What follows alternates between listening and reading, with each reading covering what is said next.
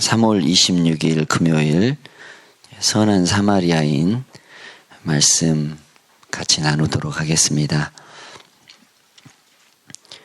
오늘 율법교사가 한 명 등장합니다. 본인의 선행을 드러내기 위해서 자기를 과대평가 또 과대포장하는 것을 보게 됩니다. 예수님을 한번 시험해 보겠다 이렇게 생각한 것입니다.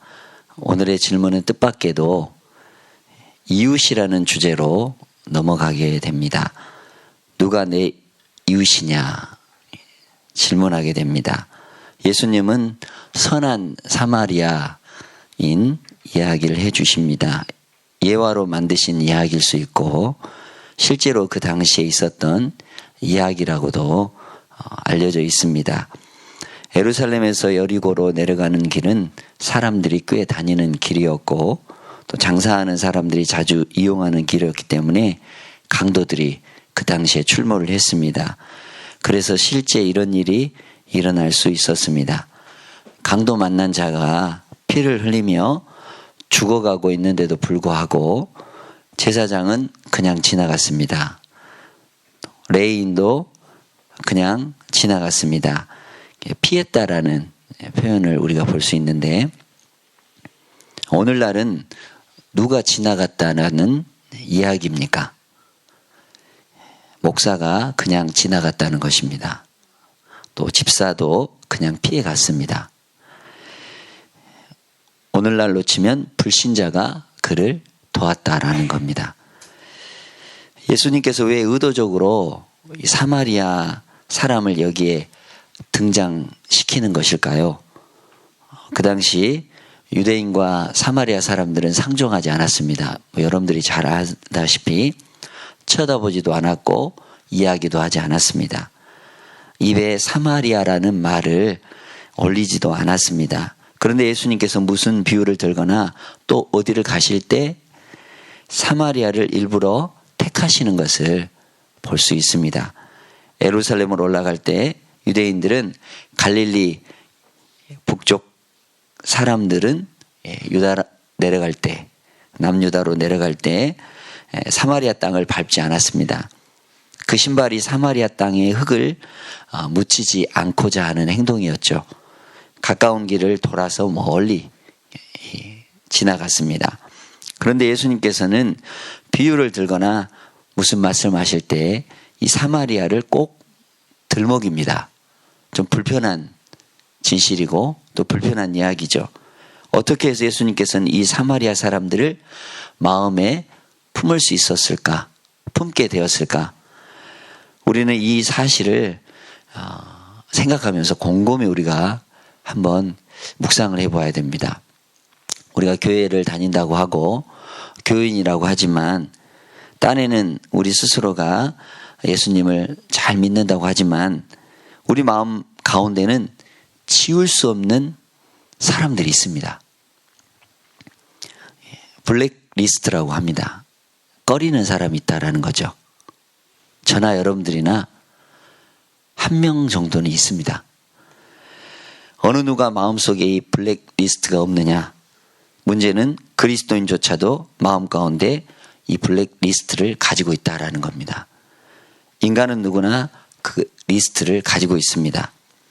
유독 예수님이 오셔서 이 땅에서 하신 일이 무엇이냐고 이렇게 묻는다면 그것을 없애는 것입니다.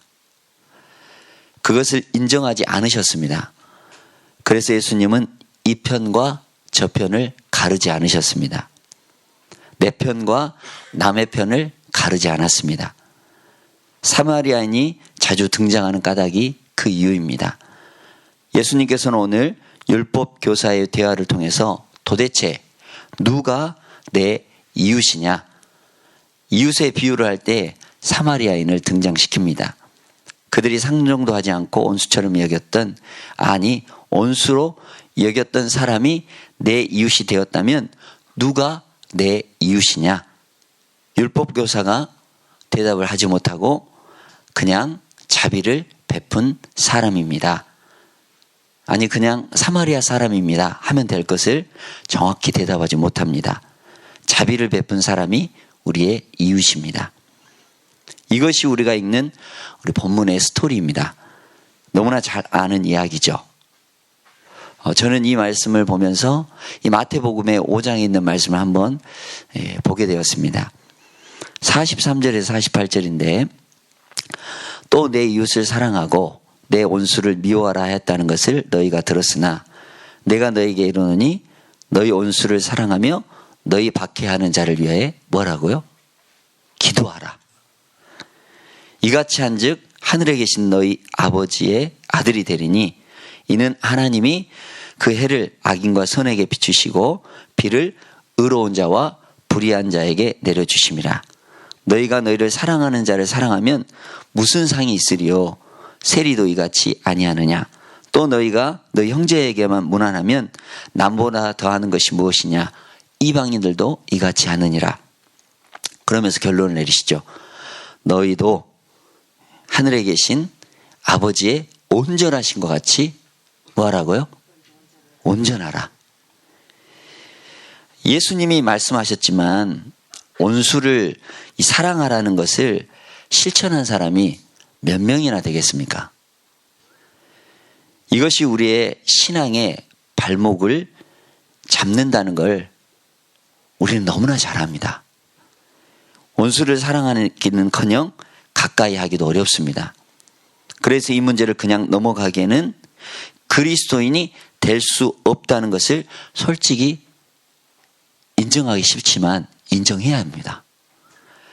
오늘날 기독교가 무기력해진 까닭, 그리스도인들이 이토록 존재감이 떨어지는 까닭, 이 말씀을 놓쳐버렸기 때문에 그렇습니다. 예수님은 오병이어의 기적을 베푸십니다. 배불리 먹고 12광주리를 남기시죠. 다른 복음서에서 보면 건너편으로 가셔서 또 4,000명에게 먹이시고 7광주리를 남겼습니다. 여러분들 이 말씀을 한번 곰곰이 한번 생각해 보십시오. 그냥 기적이 일어났다. 하나님이 예수님이 감사 기도를 하고 사람들의 필요를 채워주셨다. 그리고 사람들은 그 예수님을 양식을 찾았다. 이런 식으로 우리가 조금 해석할 수가 있겠지만 12광주리가 남은 것은 12지파를 의미하기도 합니다. 저편으로 건너가서 7광주리가 남은 것은 가나안의 7부족을 뜻한다고 합니다. 어느 쪽에도 예수님께서는 기적을 베푸셨습니다. 어느 쪽에도 굶주린 백성들을 차별하지 않으셨습니다. 예수님께서 비가 올 때 의인과 악인을 구별하겠느냐? 햇빛이 비칠 때 의인과 악인을 구분해서 비추느냐라는 말씀을 왜 하셨겠습니까? 우리는 예수님께서 지금 이 사마리아인 비유를 통해서 누가 내 이웃입니까? 이 묻는 질문에 너는 도대체 누구의 이웃이 되어야 하겠느냐라고 반문하시는 것을 우리는 깨달아야 합니다. 이 세상에는 누가 내 편이고 누가 나를 도와줄 사람인가, 이걸 가지고 목을 메고 헤매고 살아가는 세상 가운데서 너는 도대체 누구의 이웃이 되어야 하느냐, 넌 누구를 도와주어야 하느냐, 이것을 생각하는 존재가 그리스도인이라는 겁니다. 하나님 나라 백성, 천국 백성, 우리가 수없이 듣고 말하지만 이거를 실천하지 않을 때, 이거를 우리가 몸소 행하지 않을 때 이 말씀들은 허상에 불과하다는 거죠. 예수님은 이 편과 저 편을 왕래하시는 것을 볼 수 있습니다. 예수님을 놓고 어떤 사람들은 진보다, 보수다 따지는 사람들이 있습니다. 가난한 사람들을 품었기 때문에 예수님은 진보다. 여러분들 가난한 사람만 예수님이 품었습니까? 막달라 마리아도 품었지만 왕궁에 있는 구사의 아내도 품었고 다 품으셨습니다. 사내들인 공회에 온 니고데모가 찾아왔을 때도 대화를 외면하지 않으셨습니다. 예수님은 이 편과 저편을 넘나드는 삶을 보여주시기 위해서 이 편에서 부흥이 일어나면 저편으로 건너가게 되는 것을 보게 됩니다. 우리는 이 편에서 부흥이 일어나면 여기가 좋사오니 여기서 사역을 하려고 합니다. 예수님은 이 편에 부흥이 일어날 때 제자들이 흥분하지 못하도록 배를 태워서 저편으로 보내십니다. 그리고 예수님은 홀로 기도하시죠. 여러분, 저편은 어디입니까? 저 건너편, 저편은 데가볼리 지역입니다. 갈릴리 호수 이편은 가버나움도 있고 나사렛도 있습니다. 너무나 친숙한 곳이죠. 그러나 저편에는 로마 주둔지이고 이방 땅입니다. 낯선 땅입니다. 특별히 데가볼리 지역은 로마 병력 6,000명이 주둔하고 있었고 가장 싫어하는 사람들이 있는 것으로 주님께서는 그곳을 택하시고 건너가셨다라는 겁니다. 거기 건너가서 하시는 일이 무엇입니까? 귀신 들려 미친 광인을 고쳐주셨습니다. 저편 사람들은 기적이 일어나도 예수님 보고 떠나라고 하는 사람들입니다. 이 편 사람들은 기적이 일어나면 병자들을 다 데리고 와서 이렇게 고침받게 하는 그러한 지역입니다. 예수님께서 온수를 사랑하라. 좋은 말로만 그쳤다면 그분에게서 무슨 능력이 나올 수 있겠습니까? 바람과 파도도 잔잔할 수 있고 또 물 위를 걸어갈 수가 있겠습니까? 온수를 사랑하라. 온수를 이웃으로 여기라는 이 말씀하는 것만으로 그쳤다면 무슨 능력이 예수님께서 나올 수 있겠습니까? 여러분들 우리가 권세와 능력 얘기하는데 여러분들 권세와 능력을 어떻게 행할 수 있습니까? 사랑하는 데부터 행할 수 있습니다. 진실로 사랑하면 그 사람을 변화시키는 힘이 내 안에 있다라는 겁니다. 주님이 주신다는 겁니다. 나보다 더한 일을 너희들도 할 수 있다라는 겁니다. 미워하고 시기하고 질투하고 편을 가르고 그러고 나서 여러분들 무슨 능력을 구하고 무슨 성령의 은혜를 구할 수 있겠습니까? 그건 어불 성설이라는 겁니다.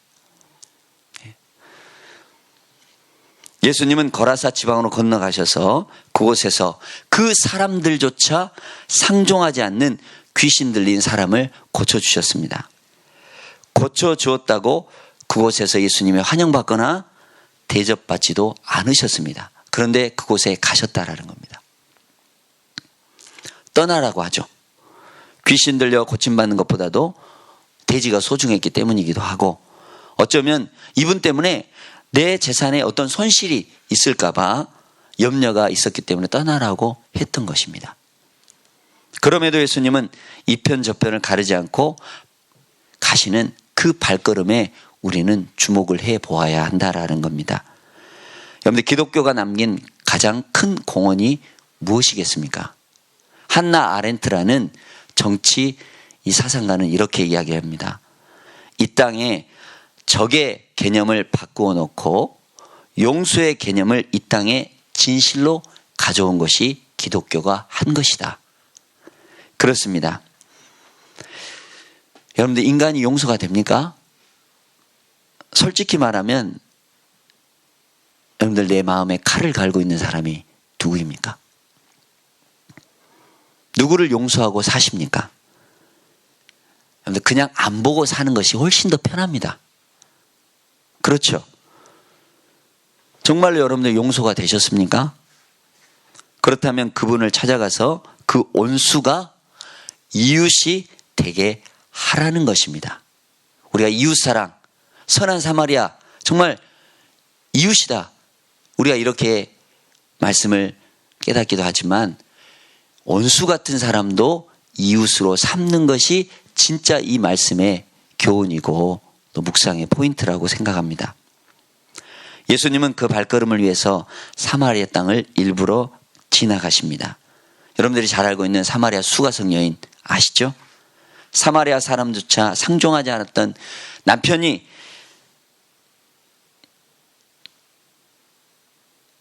여섯 번째 남자와 살면서도 남편이 결혼조차 없었던 그 여자, 너무나 평판이 좋지 않은 그 여자, 그 여자를 통해서 예수님께서는 갈증이 있는 그 여인의 마음에 생수를 주시고 가슴 속에 타오르는 예수에 대한 갈망을 주셨습니다. 그리고 그 여인이 예배에 눈뜨게 해 주셨다라는 겁니다. 진정한 예배란 신령과 진정으로 예배 드리는 것이다. 예배학개론을 강의하셨다라는 겁니다. 예수님은 제자와 이 여인과도 구별하지 않으셨습니다. 여러분들 예배학 강의를 한다면 누구에게 해야 되겠습니까? 그런 철없는 여자에게 해야 되겠습니까? 데리고 다니는 제자들에게 해야 되겠습니까? 예수님은 12제자를 데리고 다니지만 하나님 나라에 하나님의 천국 복음을 위해서 그 경계를 다 허물어 버리셨다라는 겁니다. 인습과 관습, 우리가 편견으로 잡았던 그 장벽을 다 헐어버리셨다라는 겁니다. 여러분들 솔직히 교회 다니면서 너무나 우리 교인들이요 편협할 수 있습니다. 속이 좁을 수 있습니다.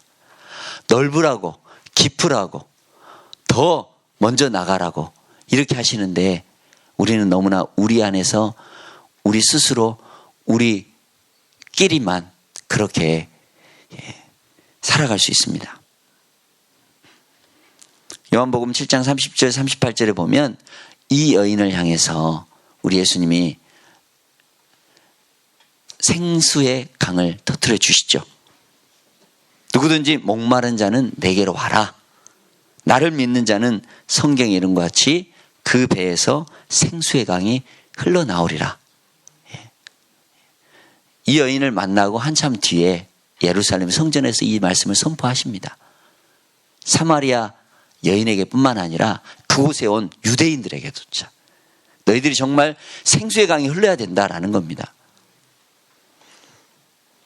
예수님은 오늘 익숙한 선한 사마리아인 이야기를 통해서 우리가 정리해야 할 것이 무엇인가 이 각자의 기도 제목으로 올려놓으시기를 바랍니다.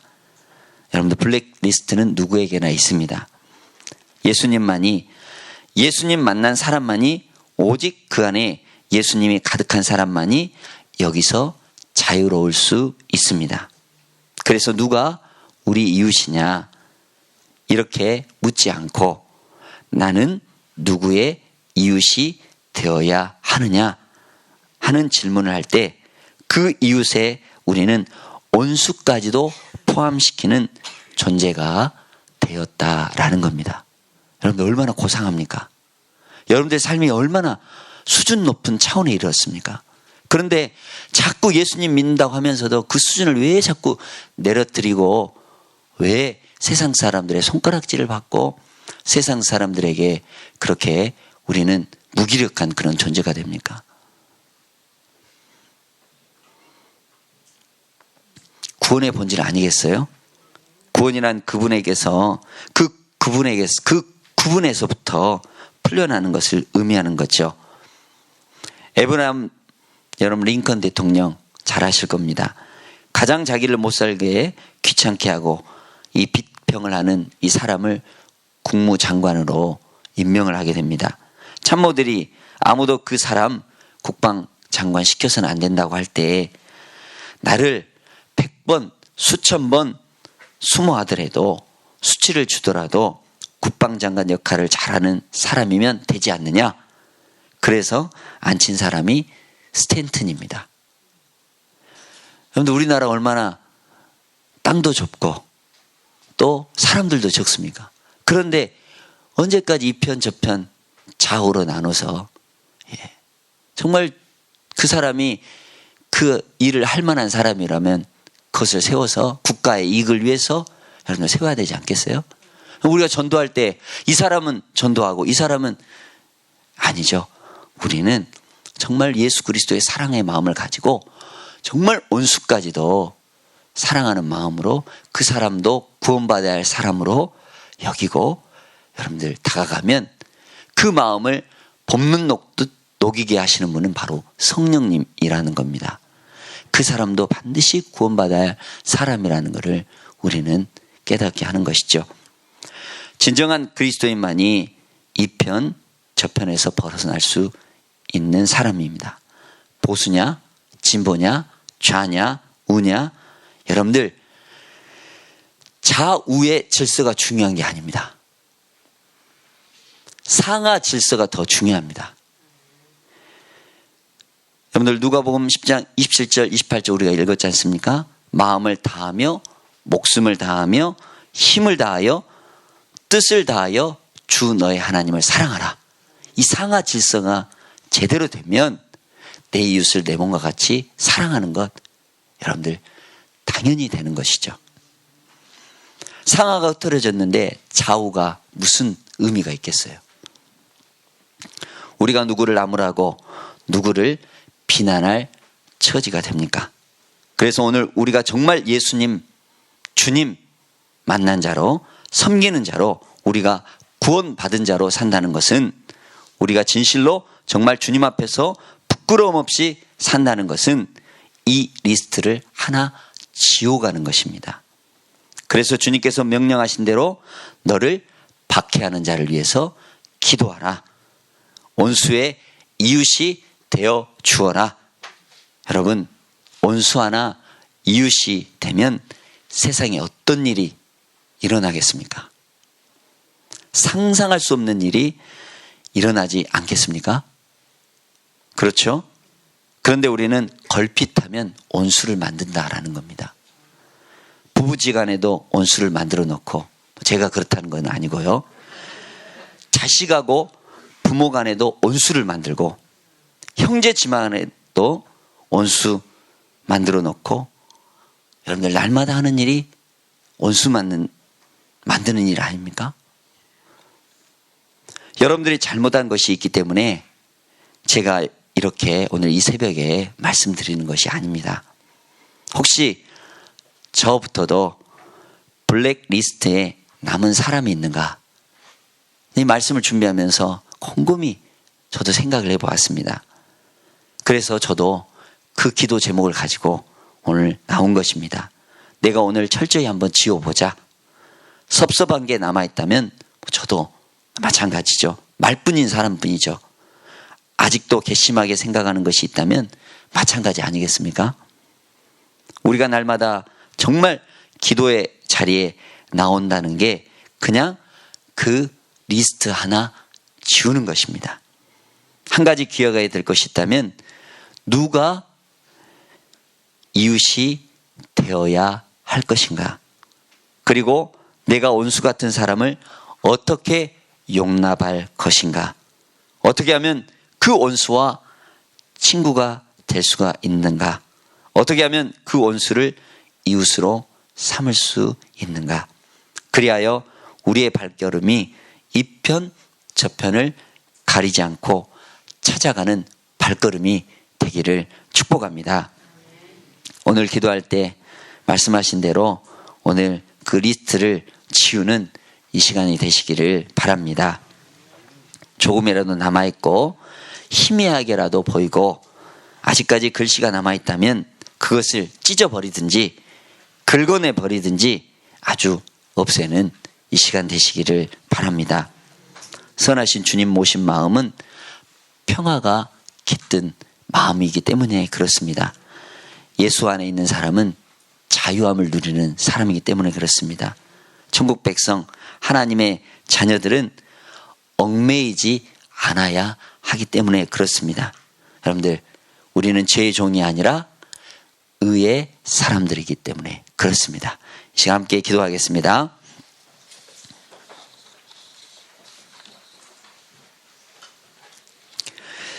하나님 아버지,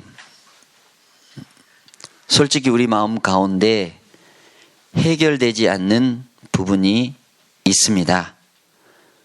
주님, 아무리 선한 사마리아 사람 되고자 해도 우리 마음 가운데 남아있는 서운함, 괘씸함, 분노가 아직 남아있을 수 있습니다.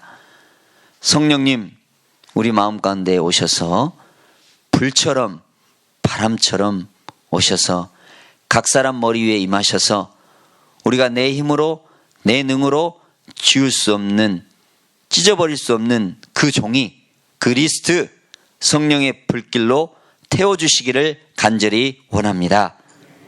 각 사람에게 성령, 불같은 성령 임하셔서 도저히 내 능력으로, 내 노력으로 할 수 없는 이 편과 저 편의 구분, 진보와 보수의 구분, 정말 이 어찌할 수 없는 분열과 갈등의 구분, 주님 앞에서 드러내고 다 소각시켜버리는, 불태워버리는 이 시간 되게 하여 주시옵소서. 그래서 오늘날 그 경계로부터 풀려나서 구원받는 자로 걸어가는 하루가 되게 하여 주시옵소서.